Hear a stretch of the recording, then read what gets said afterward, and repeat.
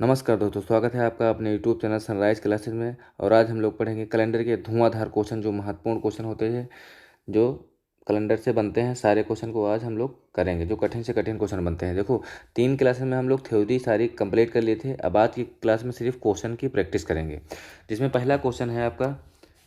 पहला क्वेश्चन है, कहा है यदि किसी माह का 7वां दिन शुक्रवार है। 7वां दिन यानी 7 तारीख को बता रहा है, शुक्रवार है। ठीक, दिन तारीख होगी 7 और दिन कौन सा होगा, शुक्रवार। यही तो कहा है, यानी 7 तारीख को शुक्रवार है। तो उस माह का 22वां दिन कब होगा। देखो, जब 7 तारीख है, 7 और उस तारीख को शुक्रवार है, हर 7 दिन के बाद यानी प्रत्येक 7 दिन के बाद दिन वही रिपीट कर जाता है।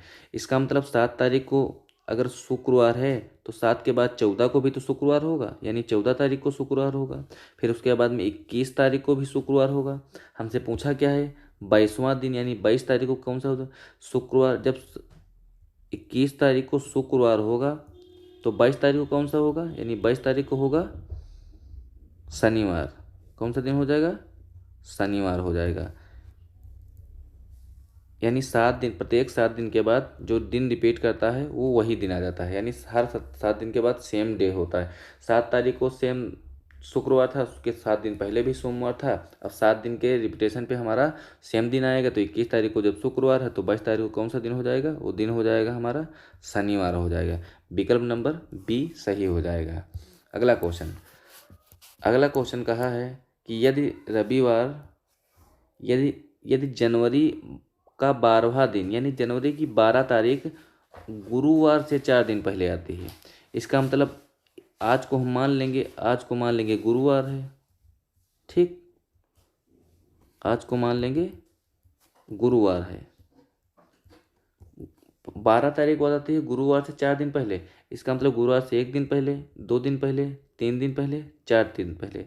ठीक, ये आ जाएगी 12 तारीख। ये 12 तारीख और दिन कौन सा हो जाएगा, गुरुवार से 1 दिन पहले हो जाएगा बुधवार, उसके पहले मंगलवार, उसके पहले सोमवार, उसके पहले रविवार। यानी जो 12 तारीख आएगी जनवरी को, उस दिन कौन सा दिन होगा, रविवार होगा। हमसे पूछा कौन सा है, उस माह का 21वां दिन पूछा है। हमने आपको बताया है कि हर 7 दिन के बाद वही दिन रिपीट कर जाता है। इसका मतलब 12 तारीख को जो आया है वो रविवार आया है। इसके 7 दिन बाद भी तो रविवार आएगा, यानी 7 दिन जब इसमें हम जोड़ेंगे तो आ जाएगी 19 तारीख। और 19 तारीख को कौन सा दिन होगा, उस तारीख भी तो रविवार होगा। यही तो क्वेश्चन पूछा है, यानी रविवार 19 तारीख को हो जाएगा। हर 7 दिन के बाद रिपीटेशन होता है। इसका मतलब 12 तारीख को रविवार था, उसके 7 दिन बाद यानी 19 तारीख को भी रविवार होगा। हमसे पूछा है 21वें दिन, तो जब रविवार 19 तारीख को होगा, इसका मतलब 20 तारीख को हो जाएगा, वो सोमवार हो जाएगा। यही तो हो जाएगा, सोमवार हो जाएगा। और जो 21 तारीख हमारी आएगी यानी 21वें दिन कौन सा दिन होगा, वो दिन हो जाएगा हमारा मंगलवार, यानी विकल्प नंबर ए सही हो जाएगा। अगला प्रश्न। अगले प्रश्न में कहा है, मेरा जन्मदिन मेरे भाई से 365 दिन बाद आता है। अब देखो, इस तरह के जब प्रश्न आएंगे कि हमारा जन्मदिन मेरे भाई से इतने दिन पहले आता है, उतने दिन बाद में आता है, इसका मतलब तुमको ये ध्यान रखना है कि अगर इस प्रश्न में अगर मेरा जन्मदिन मेरे भाई से 365 दिन बाद आता है, इसका मतलब यही तो होगा जो हमारा भाई है 365 दिन पहले जन्म हुआ होगा उसका। यही तो हो जाएगा, यानी जो मेरा भाई होगा वो भाई 365 हमसे, यही तो होगा, ये मेरा जन्मदिन है। ठीक, हमसे 365 दिन पहले जन्मदिन उसका आया होगा, यानी उसका जन्म 365 दिन पहले हुआ होगा, तभी तो हमारा 365 दिन बाद जन्मदिन आएगा। ठीक, कहा है यदि मेरे भाई का जन्मदिन सोमवार को हुआ था, यानी 365 दिन दिन कौन सा था, वो दिन था सोमवार। यानी मेरे भाई का जन्मदिन सोमवार को मनाया जाता है। तो मेरा जन्मदिन कब मनाया जाएगा। देखो, हमने आपको क्वेश्चन में बताया था, इससे पहले वाले क्वेश्चन कि हर 7 दिन के बाद रिपीटेशन होता है, यानी 7 दिन के बाद सेम वही दिन आता है। ठीक, तो ये 365 जो दिन है, यही तो दिन है, इतने दिन के बाद हमारा जन्मदिन आएगा। तो इसको हम सप्ताह में बदल लेंगे। ठीक, जब 7 से इसको भाग करेंगे तो आएगा 35, 7 × 25 35। शेषफल कितना बचेगा, 1 बचेगा, वहाँ 5 आएगा। 7 दूनी 14, यानी 14 बच जाएगा, कितना बचेगा, 1 दिन शेष बच जाएगा। यानी 52 सप्ताह एक दिन आएगा, यानी 365 दिन यही सामान्य वर्ष है। एक सामान्य वर्ष में हमने थ्योरी की क्लास में बताया था कि 365 दिन, 366 दिन मैंने नॉर्मल ईयर में 52 सप्ताह एक दिन होता है। इसका मतलब 52 सप्ताह जो होते हैं कंप्लीट होते हैं और एक दिन हमारा विषम आता है। इसका मतलब अगर तीन, इसका मतलब तो यही है 52 सप्ताह पहले कितना, कौन सा दिन था, सोमवार था। यानी 52 सप्ताह एक दिन पहले सोमवार था। अब सोमवार 365 दिन था, उसके बाद 7 दिन के बाद, एक सप्ताह के बाद फिर सोमवार आएगा, 2 सप्ताह के बाद फिर सोमवार आ जाएगा, 3 सप्ताह के बाद फिर सोमवार आएगा, 4 सप्ताह के फिर सोमवार आएगा। इसी तरह 52 सप्ताह के बाद भी तो सोमवार आएगा। यानी जब 52 सप्ताह कंप्लीट हो जाएंगे उस दिन तो सोमवार होगा। होगा कि नहीं होगा? ठीक, 52 सप्ताह के बाद एक दिन चलना पड़ेगा, इसका मतलब क्या हो जाएगा, मंगलवार हो जाएगा। तो उसका जन्मदिन कब हुआ होगा, मंगलवार, यानी विकल्प नंबर बी सही हो जाएगा। अगला अगला प्रश्न है, क्वेश्चन कहा है 26 जनवरी 1950 को कौन सा दिन था? तो इसको सबसे पहले हम लोग सूत्र लगाएं। सूत्र होता है दिन, यानी दिन होता है प्लस महीने का कोड होता है, माह का कोड होता है, फिर वर्ष होता है, फिर लीप वर्ष होता है, फिर शताब्दी वर्ष होता है। यही तो शताब्दी का कोड होता है, यही तो होगा। इस पूरे को हम लोग 7 से भाग करते हैं, हमारा दिन निकल के आ जाता है। तो दिन कितनी है, 26 तारीख है। जनवरी का कोड होता है 0। वर्ष कितना है, 50। लीप वर्ष कितना हो, लीप वर्ष होता है 4 से। जब हम लोग वर्ष में भाग लगाएंगे, यानी इस 50 में 4 से भाग लगाएं तो कितनी बार जाएगा, 4 एक कम 4, फिर बचेगा 1, 4 दूनी 8। इसका मतलब 12 बार बच जाएगा। जो भागफल होता है वही हमारा लीप वर्ष होता है, यानी लीप वर्ष कितने आएंगे, 12 आएंगे। शताब्दी का कोड कितना, 1900 से चालू है तो शताब्दी कोड कितना आएगा, 0। और इसको हम लोग 7 से भाग करेंगे, यही तो आएगा। 50 और 26 हो जाएंगे 76, और 12 हो जाएंगे 88 हो जाएंगे।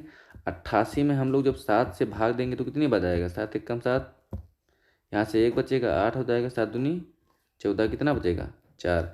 यानी हमारा जो बचेगा शेषफल 4 बचेगा।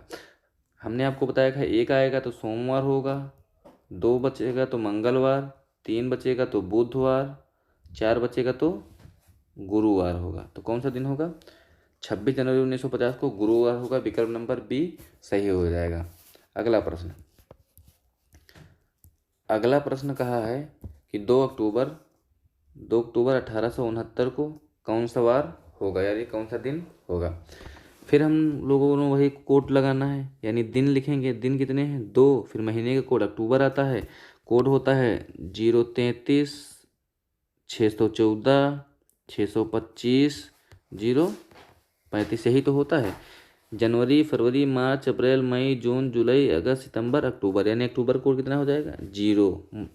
फिर दिन, महीने का कोड, वर्ष आ जाएगा, वर्ष कितना है 69। फिर आएगा लीप वर्ष, यानी इसी में हम लोग 4 से भाग करेंगे तो कितना आएगा, 4 सत्ते 28, यानी 17 आ जाएगा हमारा लीप वर्ष। फिर क्या होगा, शताब्दी कोड 1800 से चालू है तो कितना हो जाएगा, 1800 चालू तो कोड हो जाएगा 2। इसको हम लोग भाग करेंगे 7 से। ठीक, या तो सबको, इन सभी को जोड़ के 7 से भाग करो, या तो डायरेक्ट 7 से भाग कर दो, जितना बचता है हम लोग कर लेंगे। यानी 7 से इसको काटेंगे, 14, 3 बचेगा शेषफल। ठीक, तीनों मिला के 5 हो जाएगा, और यहाँ 2 है, ये कुल मिला के 7 पूरा कट जाएगा। इसमें लगेगा 7 8 7 9 63, कितना बचेगा, चला जाएगा 6 कोड बचेगा। 6 का मतलब होता है शनिवार। क्या हो जाता है, शनिवार, यानी विकल्प नंबर डी सही हो जाएगा। अगला प्रश्न है, अगले प्रश्न में कहा गया है कि राधा को याद है उसके पिता का जन्मदिन 16 मार्च के बाद हुआ है। यानी राधा को याद है उसके पिता का जन्मदिन 16 मार्च के बाद हुआ है। देखो इसमें दो दो डेट दे देता है। ठीक, यानी राधा को याद है इतने जन्मदिन के इतने बाद हुआ था। फिर कहा जबकि उसके भाई महेश को याद है कि उसके पिताजी का जन्म 19 मार्च के बाद तथा 22 मार्च के पहले 22 मार्च के पहले हुआ है। उनके पिताजी का जन्म मार्च की किस तारीख को हुआ था। देखो इसमें कन्फ्यूजन वाली बात रहती है, यानी किसी को पता नहीं रहता है कि किस तारीख को जन्मदिन हुआ था, एग्जैक्ट डेट नहीं पता होती है। ठीक, उसमें दो लोग होते हैं, दोनों लोग अनुमान लगाते हैं कि इस तारीख के पहले हुआ था, उस तारीख के बाद में हो, इस तरह क्वेश्चन पूछा जाएगा, सेम जिस तरह ये क्वेश्चन लिखा हुआ है। तो इसमें हम लोग जो दो लोगों ने डेट बताई होती है उन दोनों डेट को अलग अलग लिख लेते हैं। उन डेट के अलावा, ठीक, उन डेट को हम लोग किसी की बात को मना नहीं करते हैं कि अगर किसी ने कह दिया कि 16 मार्च के बाद हुआ है तो हम मानेंगे कि 16 मार्च के बाद हुआ है। फिर उसी ने कहा कि लेकिन 21 मार्च के बाद नहीं हुआ, इसका मतलब उसके पहले हुआ है, 21 मार्च को या उससे पहले हुआ है। ठीक, तो इस तरह हम लोग दोनों डेट लिख लेंगे। एक में कहा है राधा ने डेट दिया है, राधा ने डेट कहा है 16 मार्च के बाद हुआ है। ठीक, ये बाद वाली डेट है। ठीक, इधर लिख लेंगे पहले वाली डेट। ठीक, इधर बाद वाली, उधर पहले। इधर 16 मार्च के बाद हुआ है लेकिन 21 मार्च के बाद नहीं हुआ है, के बाद नहीं हुआ है, इसका मतलब क्या है 21 मार्च से पहले हुआ है। ठीक, जबकि उसके भाई महेश को याद है उसके पिताजी का जन्म 19 मार्च के बाद हुआ है, यानी 19 मार्च के बाद हुआ है, लेकिन 22 मार्च के पहले हुआ है, इसका मतलब 22 मार्च के पहले हुआ है। यही तो क्वेश्चन का है। देखो हम इस तरह के जब क्वेश्चन हल करते हैं इसमें ना हम ना इनकी दोनों डेट लेते हैं, ना इनकी दोनों डेट लेते हैं, इनकी बीच वाली डेट लेते हैं। ठीक, देखो 16 भी नहीं होगी हमारा आंसर। ठीक, 19 भी नहीं होगा, देखो 19 इसमें दिया है, 19 भी नहीं होगी। 21 मार्च से पहले हुआ तो 21 मार्च भी तो नहीं होगा, ये भी तो नहीं होगा। ठीक, तो डेट कौन सी हो जाएगी, वो हो जाएगी हमारी 20 मार्च, यानी हमारी 20 मार्च को हमारे पिताजी का जन्मदिन हुआ था, यानी राधा के जन्मदिन का जन्म कब हुआ था, राधा के पिता का जन्म कब हुआ था, मार्च की 20 तारीख को हुआ था। इसमें हम लोग करते हैं, यानी जो डेट दी रहती है इनकी दोनों बाद वाली दोनों डेट और दोनों पहले वाली डेट, इन दोनों डेटों को नहीं लेते हैं, इनकी बीच वाली डेट लेते हैं। ठीक, ना ये डेट लेंगे दोनों, ना ये लेंगे, उनकी बीच वाली जो डेट होती है उसको हम लेते हैं। बात समझ में आएगी नहीं, इसलिए इसका विकल्प नंबर ये सही हो जाएगा। अगला क्वेश्चन है ठीक उसी प्रकार है। कहा है किरण को याद है उसके भाई का जन्मदिन 15 फरवरी के बाद, लेकिन 21 फरवरी के बाद 18 फरवरी के बाद नहीं हुआ है। फिर हम लिखेंगे इधर बाद वाली और इधर पहले वाली डेट। बाद में लिखा है 15 फरवरी, फिर कहा है 18 फरवरी के बाद नहीं हुआ है, इसका मतलब 18 के पहले हुआ है। ठीक, जबकि उसकी बहन को याद है उसके भाई का जन्मदिन 16 फरवरी के बाद हुआ है, इसका मतलब 16 फरवरी हम इधर लिख लेंगे, लेकिन 19 फरवरी के पहले पड़ता है, 19 फरवरी के पहले पड़ता है। तो किरण के भाई का जन्मदिन किस फरवरी को हुआ था, यानी जन्मदिन फरवरी की किस डेट के हुआ था। देखो ना हम 16 लेंगे ना हम 15 लेंगे, तो पहला ऑप्शन कटा।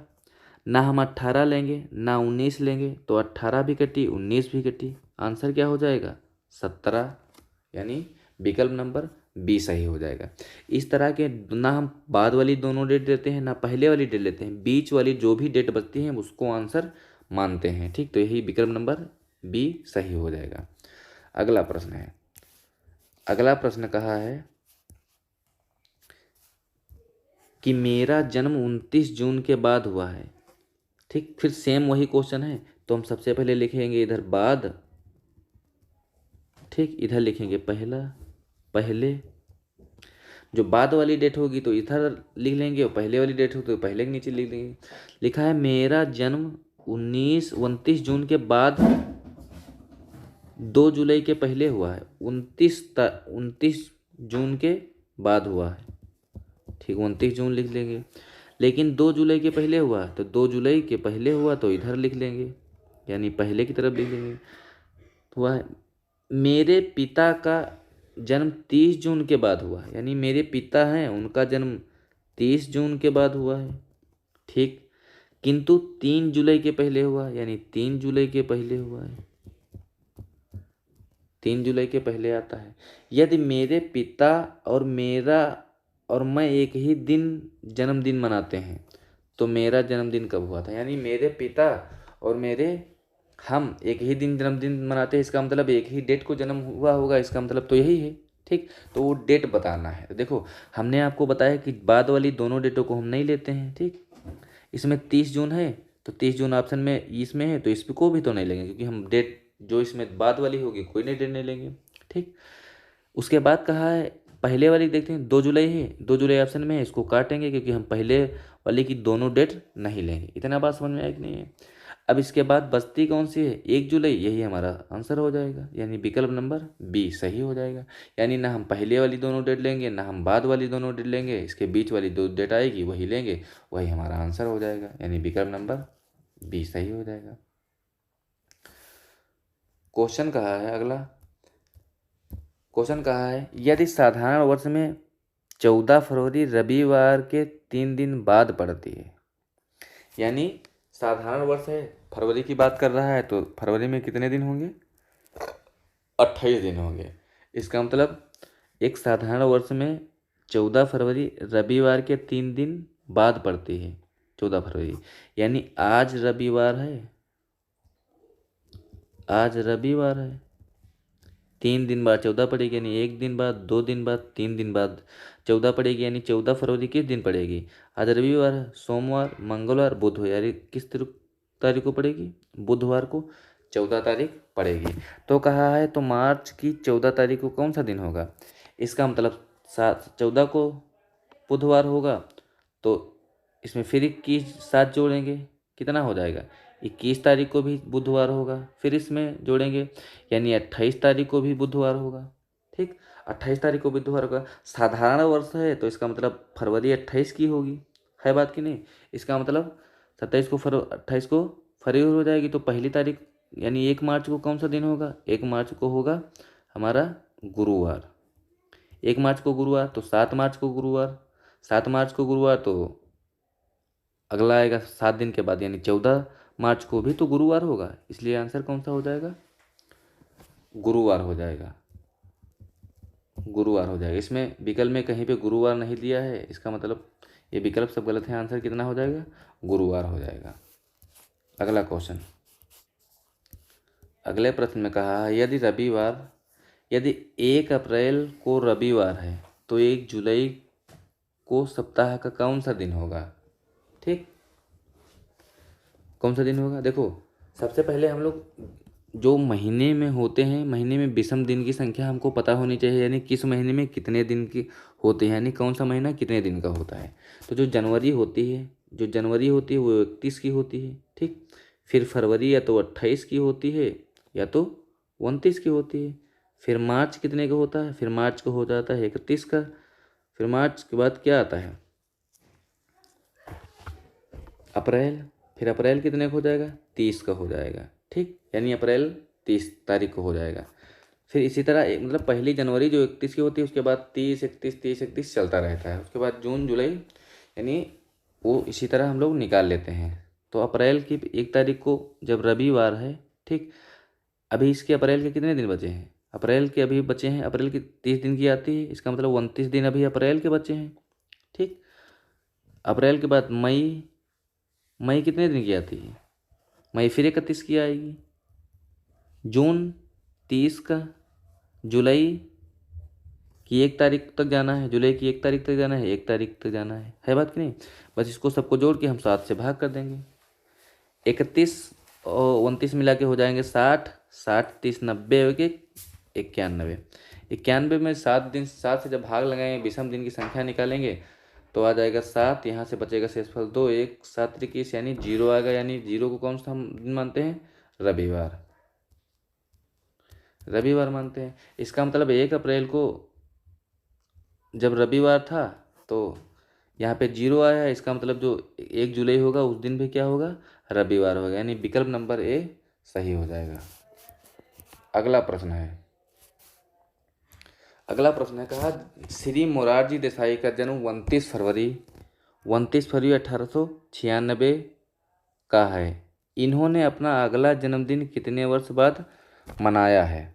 देखो हमने आपको बताया था जब हम लीप वर्ष निकाल रहे होंगे, यानी लीप वर्ष, ठीक, अगर हम कोई जो वर्ष दिया होगा वर्ष को अगर दो संख्याएं होंगी उसको हम 4 से भाग देंगे, यानी किससे भाग देंगे, 4 से भाग देंगे। अगर पूरी तरह कट जाएगा तो हमारा हो जाएगा लीप वर्ष, यानी ये कट रहा है, 4 चौक 16 यानी 0 आ रहा है, इसका मतलब ये लीप वर्ष है।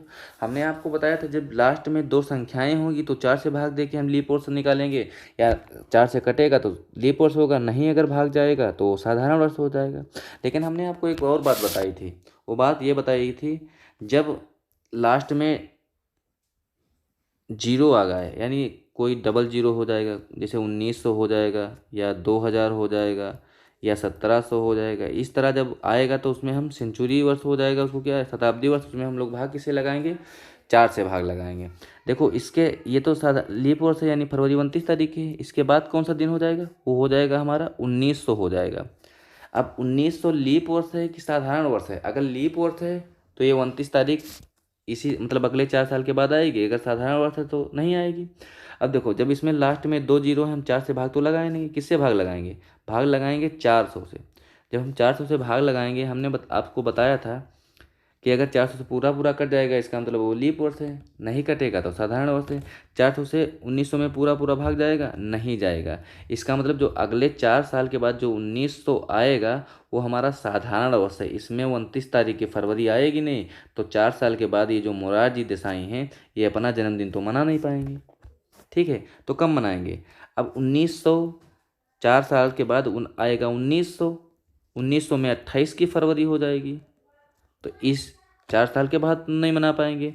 फिर अगले 4 साल के बाद क्या हो जाएगा, 1904 हो जाएगा, यही तो हो जाएगा, 1904 हो जाएगा। अब 1904 में हम 4 से भाग लगाएंगे, इसका मतलब ये लीप वर्ष है, लीप वर्ष है, इसका मतलब इसमें 29 की फरवरी आएगी। जब इसमें 29 की फरवरी आएगी तो जो मोरारजी देसाई हैं कितने साल के बाद, 4 साल यहाँ प्लस 4 साल यहाँ, यानी कितने साल के बाद मनाएंगे अपना जन्मदिन, 8 साल के बाद, 8 साल के बाद अपना जन्मदिन मनाएंगे। विकल्प नंबर सी सही हो जाएगा। अगला प्रश्न, अगला प्रश्न है, अगले प्रश्न में पूछा है वर्ष 2010 तथा 2012 में कुल दिनों की संख्या कितनी होगी। हमने आपको बताया था कि साधारण वर्ष होगा, यानी साधारण वर्ष होगा तो दिन की संख्या होगी 365। साधारण वर्ष और लीप वर्ष निकालते कैसे हैं, 4 से भाग देंगे, अगर पूरी तरह जाएगा तो साधारण लीप वर्ष, नहीं तो साधारण वर्ष। और लीप वर्ष में दिनों की संख्या कितनी बताई थी, लीप वर्ष में दिनों की संख्या 366 बताए थे। 2010 क्या है, ये लीप वर्ष हमारा साधारण वर्ष, ये साधारण वर्ष है कि उसमें 4 से भाग तो जाएगा नहीं, तो इसमें दिनों की संख्या 365। 2012 कितना है, 2012 हमारा है लीप वर्ष, उसमें से 4 से भाग चला जाएगा तो ये हमारा लीप वर्ष है, तो इसमें दिनों की संख्या कितनी हो जाएगी, 366 हो जाएगी। तो कितने दिन हो जाएंगे दोनों, यानी दिनों की संख्या कितनी हो जाएगी, वो हो जाएगा 731, यानी विकल्प नंबर सी सही हो जाएगा। अगला प्रश्न, अगले प्रश्न में पूछा गया है कि एक लीप वर्ष में कितने दिन होते हैं। तो हमने आपको बताया था एक लीप वर्ष में 52 सप्ताह 2 दिन होते हैं, यानी विकल्प नंबर बी सही हो जाएगा।